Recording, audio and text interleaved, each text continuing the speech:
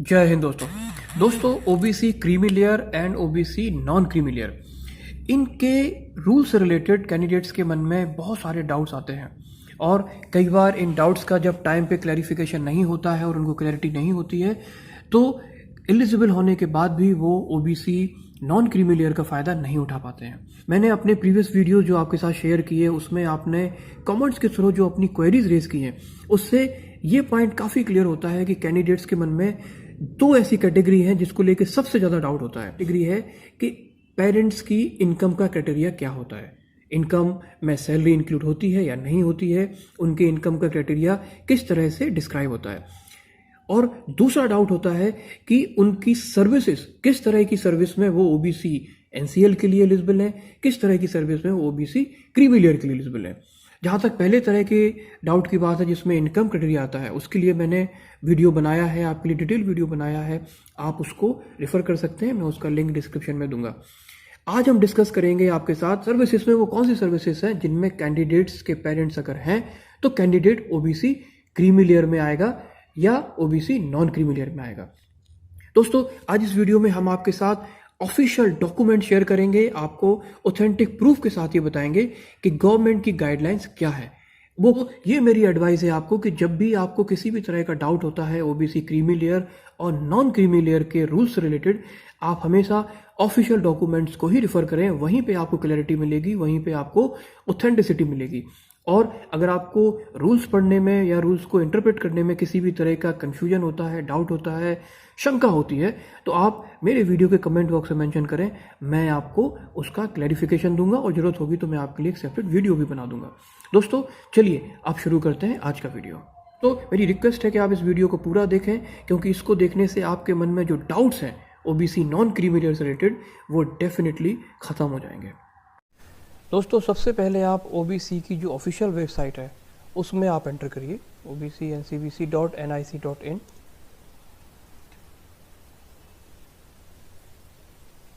ये ओबीसी की official website है, यहाँ पे सारे ऑफिशियल डॉक्यूमेंट्स हैं गवर्नमेंट ऑफ इंडिया के। आप कभी भी जब भी रूल से रिलेटेड आपको डाउट होगा आप इस वेबसाइट को आप विजिट करें। यहाँ पे आप क्रीमी लेयर के ऑप्शन को क्लिक करें। यहाँ पे आपको दो ऑप्शन दिख रहे हैं, DOPT memorandum and ministries orders. आप डीओपीटी मेमोरेंडम को क्लिक करें। इसमें आपको 4 डॉक्यूमेंट दिख रहे हैं। इसमें से आप पहले डॉक्यूमेंट को जिसमें है डीओपीटीज ऑफिस मेमोरेंडम एंड ऑर्डर्स, आप इसको क्लिक करें। इसको क्लिक करके ये 26 पेज का डॉक्यूमेंट है, आप 5th पेज पे आइए। ये 5th पेज का जो लेटर है इसमें क्लैरिफिकेशन दिया गया है गवर्नमेंट ऑफ इंडिया की तरफ से कि क्रीमी लेयर में कौन कौन आएगा। अब इसको ऐसे समझते हैं कि ये जो कंडीशंस दी गई हैं आप देख सकते हैं A to J यानी कि 10 कॉम्बिनेशंस इसमें डिस्कस किए गए हैं। पहले हम इम्पॉर्टेंट ऑप्शंस को समझते हैं और कंडीशंस यहाँ पे दी गई हैं। इनमें जो भी कैंडिडेट के फादर या मदर आएंगे सिर्फ वही क्रीमी लेयर में आएंगे।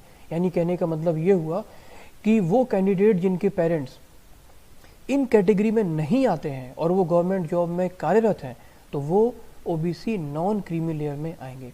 मैं एक बार फिर से रिपीट कर रहा हूँ कि ये जो A to J जो कंडीशंस दी गई हैं, अगर किसी कैंडिडेट के पेरेंट्स इन कंडीशंस में आते हैं तो वो ओबीसी क्रीमी लेयर में आते हैं, और अगर इन कंडीशंस के बियॉन्ड हैं तो वो ओबीसी नॉन क्रीमी लेयर में आते हैं।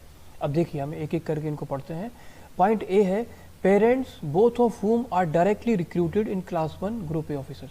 जैसा मैंने आपको कई बार बताया है कि मदर एंड फादर जिनके दोनों ग्रुप ए में डायरेक्टली रिक्रूट होते हैं वो ओबीसी क्रीमी लेयर में आते हैं।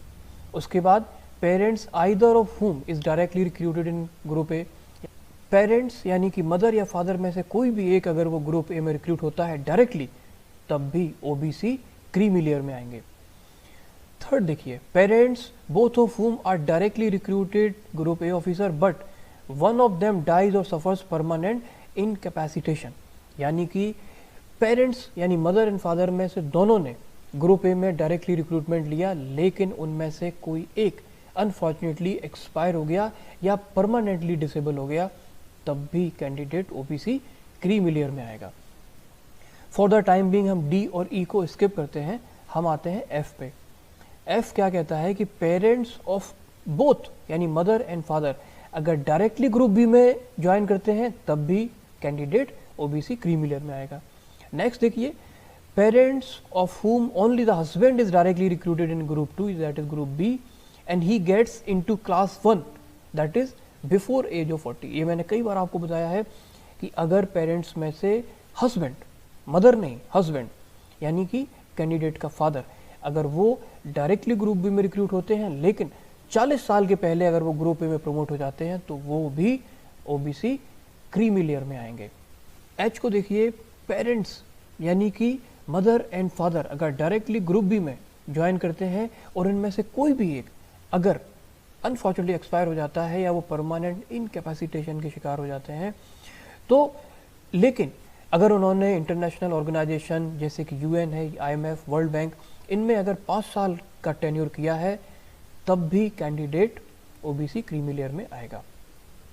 आई को देखिए, parents of whom the husband is class 1 group A officer directly recruited और promoted or pre-40 and wife is directly recruited and group B officer and wife dies, यानी कि कैंडिडेट के father अगर ग्रुप ए में directly recruit हुए, उन्होंने या वो अगर ग्रुप बी में थे लेकिन 40 साल से पहले प्रमोट हो गए, उनकी वाइफ ग्रुप बी में प्रमोट हुई और वाइफ अगर एक्सपायर हो जाती हैं तब भी कैंडिडेट ओबीसी क्रीमी लेयर में आएगा। इस कॉन्सेप्ट को तो आप समझ सकते हैं क्योंकि फादर जो अगर फादर ग्रुप ए में डायरेक्टली रिक्रूट होते हैं तब भी कैंडिडेट क्रीमी लेयर में आता है और अगर 40 साल के पहले वो ग्रुप ए में प्रमोट हो जाते हैं तब भी कैंडिडेट क्रीमी लेयर में आता है। और ये 40 साल वाला जो क्लॉज है ये मदर पे अप्लाई नहीं होता है। अगर किसी की मदर डायरेक्टली ग्रुप बी में रिक्रूट होती हैं और वो 40 साल के पहले अगर वो ग्रुप ए में प्रमोट हो जाती हैं तो ऐसा कैंडिडेट ओबीसी क्रीमी लेयर में फॉल नहीं करेगा, ये आपको याद रखना पड़ेगा। Parents of whom wife is a class 1 group A officer and the husband is a directly recruited group B officer and the husband dies and suffers permanent incapacitation। देखिए, ये पॉइंट कहता है कि पेरेंट्स में से अगर मदर है candidate की, उन्होंने डायरेक्टली ग्रुप ए में रिक्रूटमेंट लिया है और फादर कैंडिडेट के फादर अगर ग्रुप बी में आते हैं और फादर अगर अनफॉर्चुनेटली एक्सपायर कर जाते हैं या परमानेंट इनकैपेसिटेशन के शिकार हो जाते हैं तब भी कैंडिडेट ओबीसी क्रीमी लेयर में आएगा। अब उन 2 पॉइंट्स को देखते हैं जो मैंने उस समय आपको छोड़ने के लिए बोला था, पॉइंट डी और पॉइंट ई।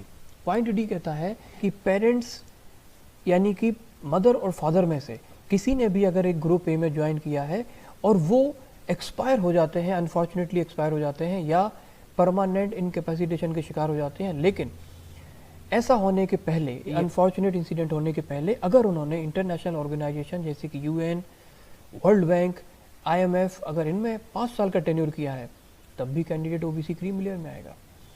ई पॉइंट कहता है कि अगर पेरेंट्स दोनों mother and father directly group A में आए हैं और उनमें से दोनों की अनफॉर्चुनेट डेथ हो जाती है या परमानेंट इनकैपेसिटेशन के शिकार होते हैं, लेकिन उसके पहले अगर उन्होंने दोनों ने या दोनों में से किसी एक ने भी अगर इंटरनेशनल ऑर्गेनाइजेशन में 5 साल का टेन्योर किया है तो वो ओबीसी क्रीमी लेयर में आएंगे।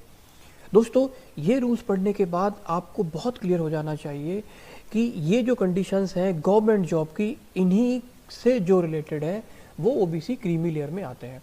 इनके अलावा जो भी है वो ओबीसी नॉन क्रीमी लेयर में आएंगे। ये पॉइंट आपको क्लियर होना चाहिए। जहाँ तक बात है आपके पेरेंट्स की सैलरी की, तो आपको बताया है मैंने कि इनकम क्राइटेरिया में सैलरी तो इंक्लूड नहीं होती है और इसको बेहतर समझने के लिए आप मेरे प्रीवियस वीडियो को देखिए जिसका लिंक मैं डिस्क्रिप्शन में दे रहा हूँ। वहाँ पे आप देख सकते हैं कि कैंडिडेट के पेरेंट्स की जो इनकम है वो उनकी सैलरी पे डिपेंड नहीं करती है और एग्रीकल्चर से भी जो इनकम होती है वो भी उसमें काउंट नहीं होती है। यानी सैलरी और एग्रीकल्चर इनकम के अलावा जो भी उनके इनकम सोर्सेस हैं उनसे जो इनकम होगी वही 8 लाख के क्राइटेरिया में आती है। दोस्तों, मैं उम्मीद करता हूं कि आज का ये वीडियो आपके लिए काफ़ी यूजफुल साबित होगा। कि रूल से रिलेटेड जब भी कभी आपको किस तरह का डाउट होता है तो आप ऑफिशियल डॉक्यूमेंट्स को रिफ़र करिए। ऑफिशियल डॉक्यूमेंट्स ही आपको ऑथेंटिक इन्फॉर्मेशन देते हैं। आप इनको पढ़िए, इनको समझिए और अगर इनको समझने में आपको किसी भी तरह की दिक्कत होती है तो आप मुझे कमेंट बॉक्स में मेंशन कर सकते हैं। मैं आपके क्वेश्चन का जवाब दूंगा और ज़रूरत पड़ेगी तो मैं आपके लिए एक डिटेल वीडियो भी बना दूंगा। Friends, I am wishing you very very best of luck. Stay safe, stay healthy and do take very good care of yourself. जय हिंद दोस्तों।